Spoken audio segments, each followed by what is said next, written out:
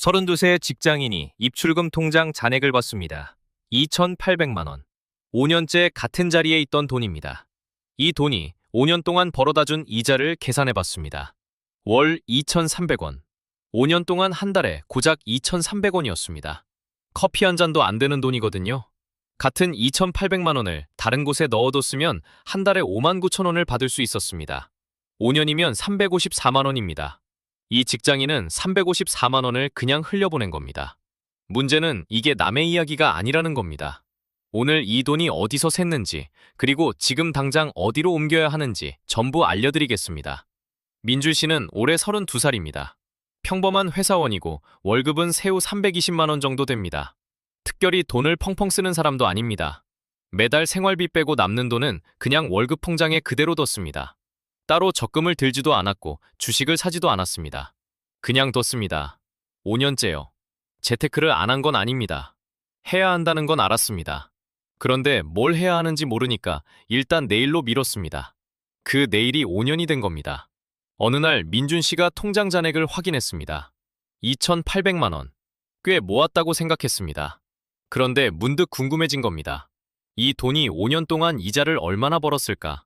계산기를 두드렸습니다. 연이율 0.1%. 2,800만 원을 5년 동안 넣어두면 이자가 14만 원이었습니다. 5년이요. 60개월 동안 고작 14만 원. 한 달에 2,300원 꼴입니다. 민준 씨 얼굴이 굳었습니다. 편의점 커피 한 잔이 1,500원입니다. 한 달에 커피 한 잔 반. 그게 2,800만 원을 맡기고 받은 한 달 이자의 전부였습니다. 민준 씨가 그날 밤 뒤늦게 검색을 시작했습니다. 저축은행 파킹 통장이라는 게 있더군요. 연 3.0%. 같은 2,800만 원을 거기에 넣어뒀으면 어떻게 됐을까? 세금 떼고 5년이면 약 354만 원이었습니다.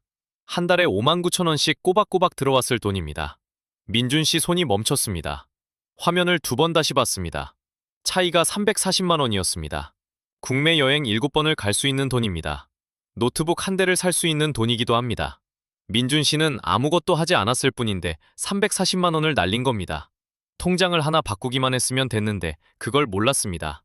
여기서 더 무서운 게 있습니다. 물가는 매년 올랐거든요.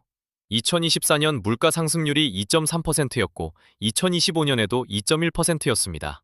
통장에 연 0.1%짜리 이자를 받으면서 물가는 2% 넘게 오른 겁니다. 돈을 가만히 뒀는데 오히려 가치가 줄어든 거예요. 가만히 앉아서 매년 손해를 본 셈이잖아요. 민준 씨는 그날 밤 잠을 못 잤습니다. 5년이라는 시간이 머릿속에서 계속 맴돌았습니다. 차를 세워놓는 동안 세차도 기름도 안 넣어주는 주차장에 5년을 맡긴 거나 다름없었습니다. 그 주차장 바로 옆에 무료 세차에 기름까지 채워주는 곳이 있었는데 아무도 알려주지 않은 겁니다. 그런데 민준 씨가 진짜 화가 난 건 따로 있었습니다. 은행은 왜 아무것도 알려주지 않았을까요? 민준 씨가 거래하던 은행에 전화를 걸었습니다. 5년 동안 한 번도 파킹 통장을 추천받은 적이 없었거든요. 적금은 3번이나 권유했습니다. 보험도 2번 권유했습니다. 그런데 입출금 통장에 잠자는 2,800만 원에는 한마디도 없었습니다. 이유는 간단합니다. 은행한테는 그게 이득이니까요. 은행의 수익 구조를 한번 뜯어보겠습니다. 민준 씨한테 이자를 연 0.1% 줍니다. 한 해 2만 8천 원입니다. 그런데 은행은 그 돈을 가져다가 연 3%에서 4%로 굴립니다. 대출을 해주든 채권을 사든 투자를 하든요.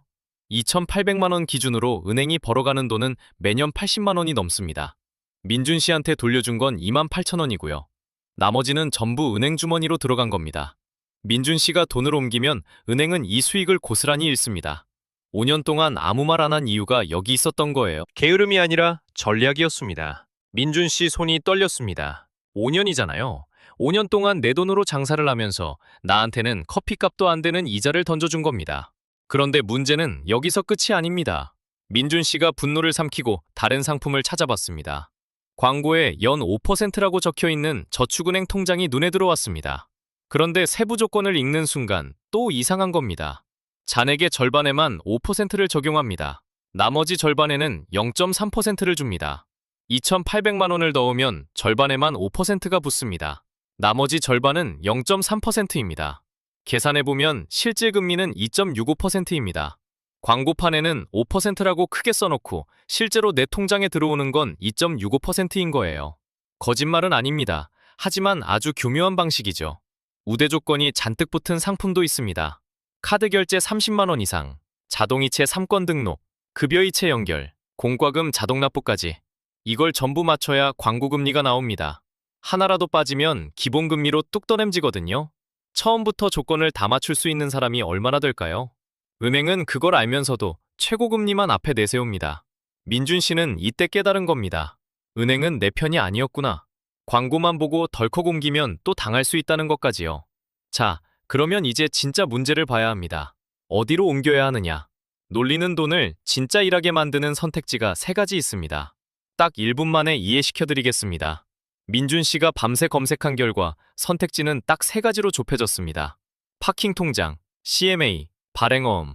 이름만 들으면 어렵게 느껴지지만 하나씩 뜯어보면 생각보다 단순합니다.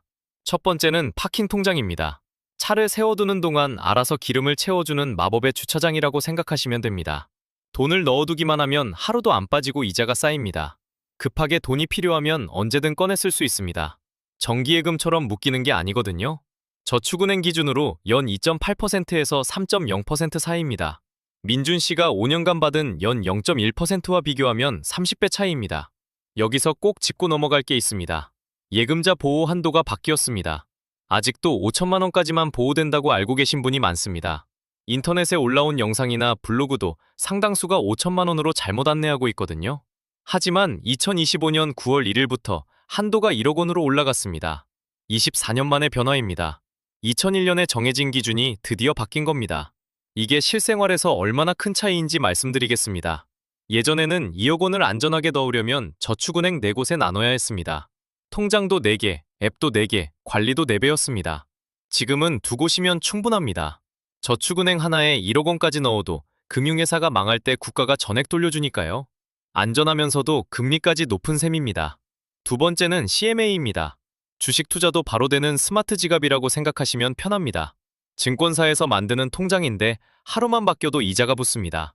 돈을 넣어두면 이자도 받고 주식 매매도 별도 이체 없이 바로 할 수 있습니다. 미래에셋증권 RP형 기준으로 연 2.50%입니다. 파킹 통장보다는 살짝 낮지만 투자까지 한 번에 되는 편리함이 핵심입니다. 한 가지 짚겠습니다. CMA 중에서 RP형은 예금자 보호가 적용되지 않습니다. 불안하게 들리실 수 있는데요.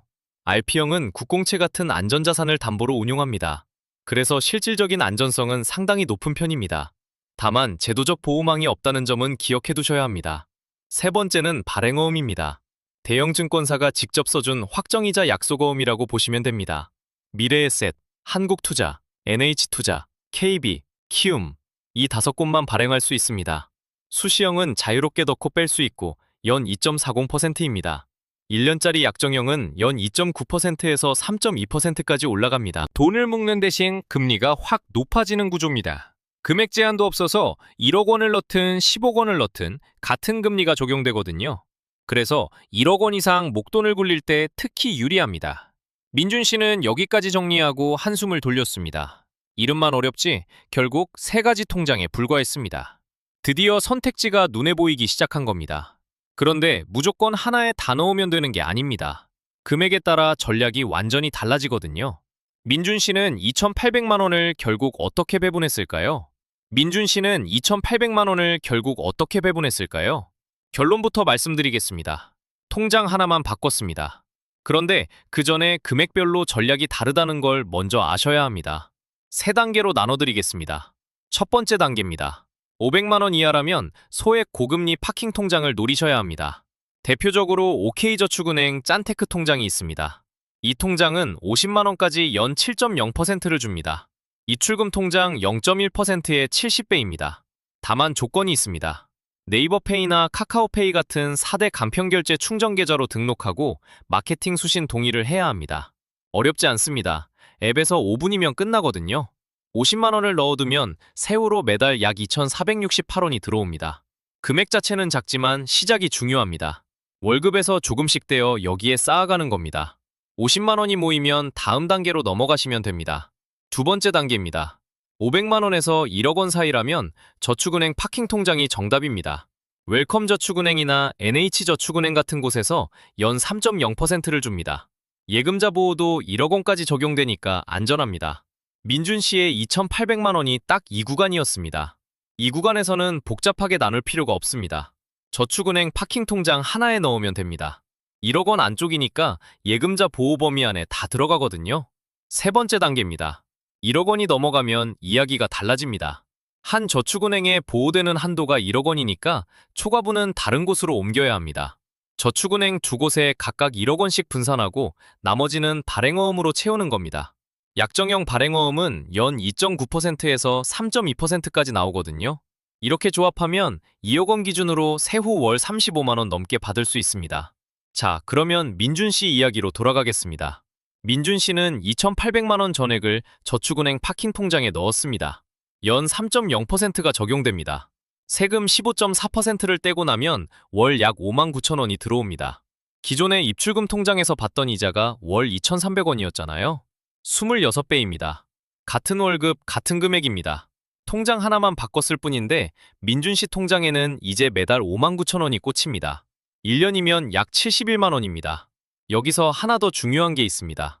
통장 개설 순서입니다. 입출금 통장을 하나 개설하면 20영업일 동안 다른 금융기관에서 입출금 통장을 새로 만들 수 없습니다. 약 한 달이거든요.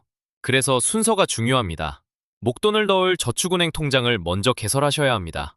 소액 통장이나 CMA는 나중에 만드시면 됩니다. 순서를 거꾸로 하면 한 달을 그냥 날리는 겁니다. 민준 씨도 이걸 미리 알고 저축은행 통장부터 먼저 개설했습니다. 그런데 여기서 조심해야 할 게 있습니다. 모르고 하면 오히려 손해보는 함정이 3개 있거든요. 이거 하나만 알면 절대 안 당합니다. 자, 이제 진짜 중요한 이야기를 하겠습니다. 파킹 통장으로 옮기면 끝이 아닙니다. 모르면 오히려 손해보는 함정이 3가지 있습니다. 첫 번째 함정은 변동금리입니다.